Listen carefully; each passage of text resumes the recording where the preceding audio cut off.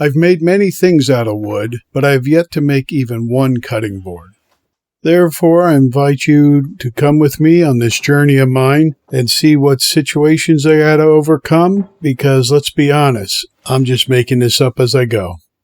First step was to see what wood I had on hand, and since everybody wants everything made out of black walnut, I always have a lot of that. But I also found some maple that I may or may not use, and ash.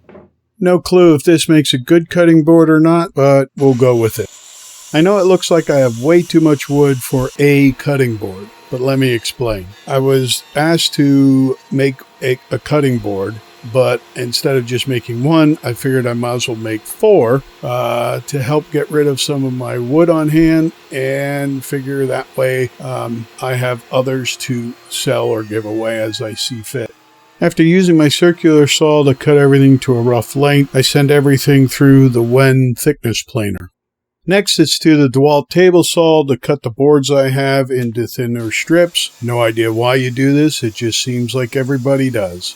I'm going to stick with just the black walnut and ash. I didn't have enough maple that I thought would do much good.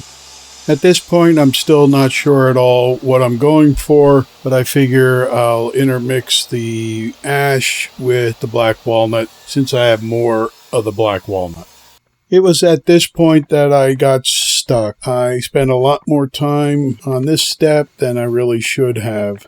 All I really knew here is I had a bunch of dark pieces, I had a bunch of light pieces, and to add more confusion to it, I had some wider width and some thinner width. No idea why I did that.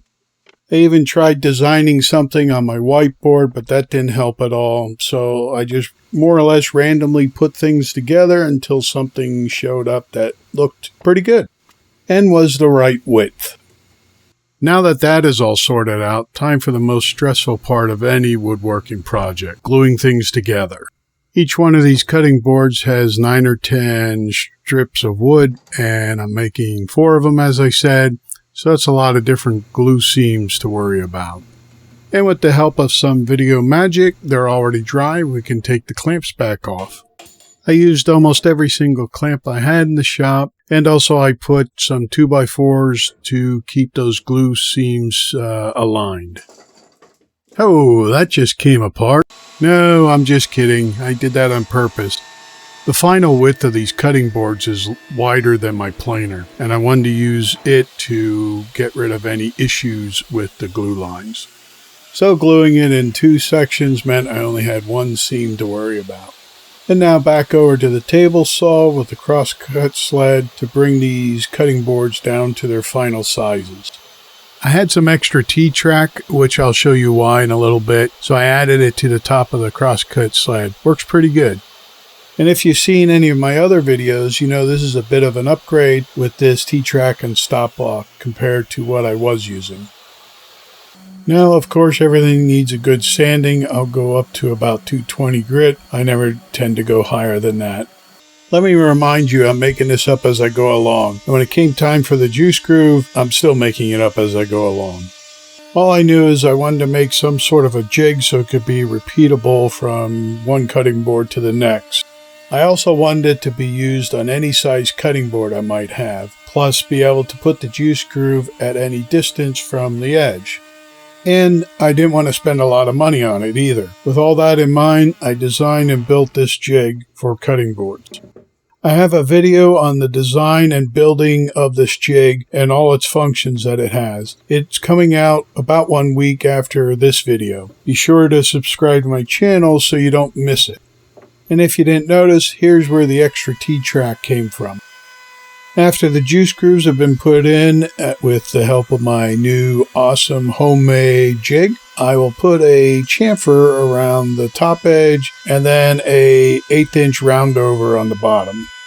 We're almost there now, but still have a few more steps to do. I don't know if this is a good thing or not, but to put feet on, I took some rubber with special glue and glued them on the bottoms. I don't know how long you were supposed to let those sit to dry, but it was at the end of the day, so I'd let them sit overnight. Again, just making this up as I go. If you know what you should use as feet on cutting boards, please leave it in a comment below. I would definitely love to hear it. For a finish on these cutting boards, I went with my go-to, which is tried and true original. That is linseed oil and beeswax in it and nothing else. It is obviously food safe and really easy to put on. You just put on enough to cover it, wait an hour, wipe off the excess, next day buff it out, and apply 2 or 3 more coats like that as you see fit.